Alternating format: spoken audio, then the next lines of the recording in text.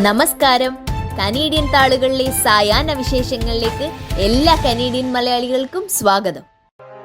കടക്കണിയിലേക്ക് കൂപ്പുകുത്തുകയാണ് യുവ Canadian സമൂഹമെന്ന് Equifax കാനഡയുടെ report. ജീവിത ചെലവും തൊഴിലില്ലായ്മ കാരണം വർഷത്തിന്റെ ആദ്യ പാദത്തിൽ യുവ കനേഡിയന്മാർക്കിടയിൽ അടയ്ക്കപ്പെടാതെ പോയ ക്രെഡിറ്റ് പേയ്മെന്റുകൾ കൂടുതലാണെന്നും 26 മുതൽ 35 വയസ്സ് പ്രായമുള്ള ഓരോ 17 കനേഡിയന്മാരിൽ ഒരാൾക്കും വീതം ക്രെഡിറ്റ് പേയ്മെന്റ് മുടങ്ങിയിരിക്കുകയാണെന്നും പഠനം പറയുന്നു. മുൻവർഷത്തേക്കാൾ 21.6% വർധനയാണ് ഇതുവരെയുള്ള കണക്കുകൾ വ്യക്തമാക്കുന്നതെന്നും കുറയുന്ന പണപ്പെരുപ്പ നിരക്ക് ശുഭസൂചന നൽകുന്നുണ്ടെങ്കിലും ഉയരുന്ന തൊഴിലില്ലായ്മ നിരക്ക് കടമെന്ന അപകട മേഖലയിലേക്ക് യുവത്വത്തെ തള്ളിവിടുന്നുവെന്നും റിപ്പോർട്ട് പറയുന്നു. Prince Edward island, Ontario, Manitoba, British Columbia എന്നിവയുൾപ്പെടെ വിവിധ പ്രവിശ്യകളിൽ പ്രതിഷേധം സംഘടിപ്പിച്ച 70,000-ലധികം അന്തർദേശീയ വിദ്യാർത്ഥി ബിരുദധാരികൾ നാടുകടത്തപ്പെടാനുള്ള സാധ്യതയേറുന്നു. വിദ്യാർത്ഥികൾ സ്റ്റഡി പെർമിറ്റ് പരിമിതപ്പെടുത്താനും സ്ഥിരതാമസ നോമിനേഷനുകൾ കുറയ്ക്കാനുമുള്ള ജസ്റ്റിൻ ട്രൂഡോ സർക്കാരിന്റെ തീരുമാനത്തിനെതിരെ വടക്കേ അമേരിക്കൻ രാജ്യത്തുടനീളം പ്രതിഷേധമുയർത്തിയ വിദ്യാർത്ഥികളെ നാടുകടത്താനുള്ള തീരുമാനം ഉടൻ ഉണ്ടാകുമെന്ന് വിവിധ അന്താരാഷ്ട്ര വാർത്താ മാധ്യമങ്ങൾ റിപ്പോർട്ട് ചെയ്യുന്നു.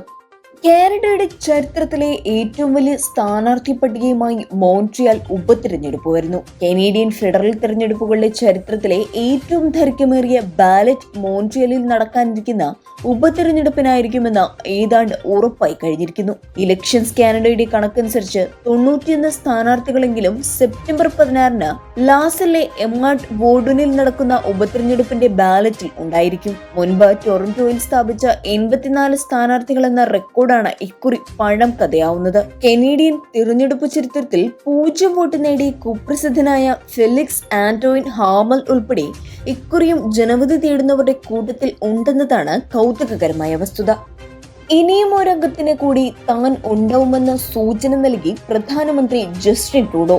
ഏവരുടെയും പിന്തുണയോടെ തന്നെ താൻ ലിബറലുകളുടെ നേതാവായി തുടരുമെന്നും 2025 നടക്കുന്ന തിരഞ്ഞെടുപ്പിൽ പാർട്ടിയെ മുന്നിൽ നിന്ന് നയിക്കുന്നതിനും തുടർ ഭരണത്തിനും തനിക്കും പാർട്ടിക്കും കഴിയുമെന്നും ട്രൂഡോ പ്രത്യാശ പ്രകടിപ്പിച്ചു.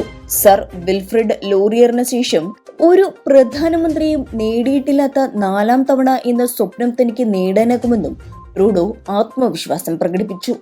ചരിത്രത്തിലാദ്യമായി ഒരു സ്വകാര്യ സ്ഥാപനം നടത്തുന്ന ബഹിരാകാശ നടത്ത ദൗത്യം പോളാരിസ് ഡോൺ വിക്ഷേപണം വൈകുന്നു. പേടകത്തിൽ നിന്ന് ഹീലിയം ചോർച്ച ശ്രദ്ധയിൽപ്പെട്ടതിനെ തുടർന്നാണ് ദൗത്യം മാറ്റിവെച്ചത്.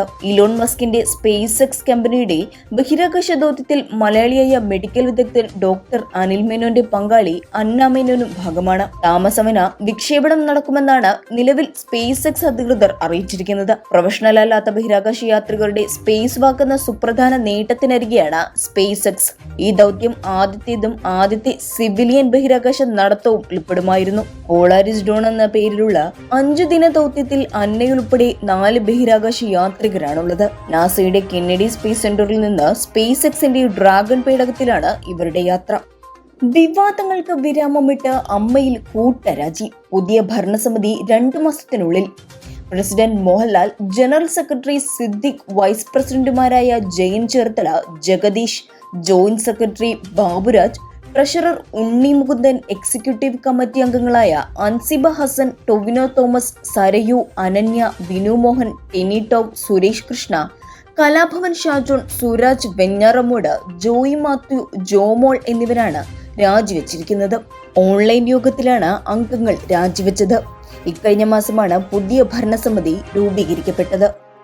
ടീം ഇന്ത്യയുടെ ലോകകപ്പ് പോരാട്ടങ്ങൾക്ക് കരുത്തേകാൻ 2 മലയാളി താരങ്ങൾ. വയനാട്ടുകാരി സഞ്ജന സജീവനും തിരുവനന്തപുരം സ്വദേശി ആശ ശോഭനയും ലോകകപ്പിനുള്ള ഇന്ത്യയുടെ 15 ടീമിൽ ഇടം നേടി. ലോകകപ്പ് ടീമിൽ ഇടം നേടുന്ന ആദ്യ മലയാളി വനിതകളെന്ന ചരിത്ര നേട്ടം ഇനി സഞ്ജനയ്ക്കും ആശയ്ക്കും സ്വന്തം. ഹർമൻപ്രീത് കൗർ നയിക്കുന്ന ടീമിന്റെ വൈസ് ക്യാപ്റ്റൻ സ്മൃതി മൻതനെയാണ്. ഒക്ടോബർ 3 മുതൽ UAE വെച്ചാണ് ലോകകപ്പ്. 4 ന്യൂസിലൻഡിനെതിരെയാണ് ഇന്ത്യയുടെ ആദ്യ മത്സരം. 6 പാകിസ്ഥാനെയും 9 ശ്രീലങ്കയെയും 13 നിലവിലെ ചാമ്പ്യന്മാരായ ഓസ്ട്രേലിയയും ഇന്ത്യ നേരിടും. ഇന്നത്തെ കനേഡിയൻ സായാഹ്ന വിശേഷങ്ങൾ ഇവിടെ അവസാനിക്കുന്നു.